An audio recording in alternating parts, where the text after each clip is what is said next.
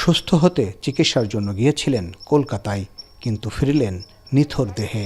শনিবার বেলা 12টার দিকে সাতক্ষীরার ভোমরা স্থলবন্দরে মরদেহটি বাংলাদেশি কর্তৃপক্ষের কাছে হস্তান্তর করা হয়। আইনগত প্রক্রিয়া এবং পেপারসের যে কার্যক্রম ছিল ইন্ডিয়ান ইমিগ্রেশনের সাথে আমরা সমন্বয় করে আমাদের সম্পন্ন করে ওনার ভাই SM মাহমুদুল নবী ওনার কাছে আমরা তার ভাইয়ের লাশটা হস্তান্তর করতে পেরেছি। শিয়া বাটার ও ভিটামিন ই সমৃদ্ধ লিলি বিউটি সোপ, তারুণ্যময় উজ্জ্বল ত্বকের জন্য।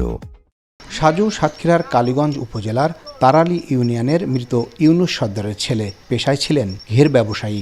কলকাতার নিউ মার্কেট এলাকার মির্জা গালিব স্ট্রিটের হোটেলের আগুন কেড়ে নিয়েছে 55 বছরের আলিমুজ্জামানকে। 11টা নাগাদ আমাদের ভাইয়ের লাশ পৌঁছায় বর্ডারে, বাট 2 ঘন্টা যাবত আমরা এখানে অপেক্ষা করছি। আমরা মাত্র 12:30 বাজতে যাই, এখন আমরা লাশ বুঝে পাইছি। তবে সব ঠিক থাকলে আসর বাদ আমরা দাফনের কাজ সম্পন্ন করব। সাজুর মৃত্যুর খবর পাওয়ার পর থেকেই বরেয়া গ্রামের বাড়িতে নেমে আসে শোকের ছায়া। বিকেলে আসরের নামাজের পর জানাজা শেষে গ্রামের পারিবারিক কবরস্থানে তাকে দাফন করা হয়েছে।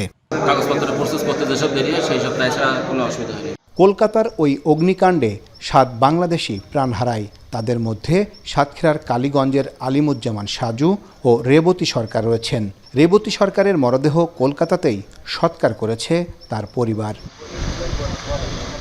আহসান রাজীব, এখন সাতক্ষীরা।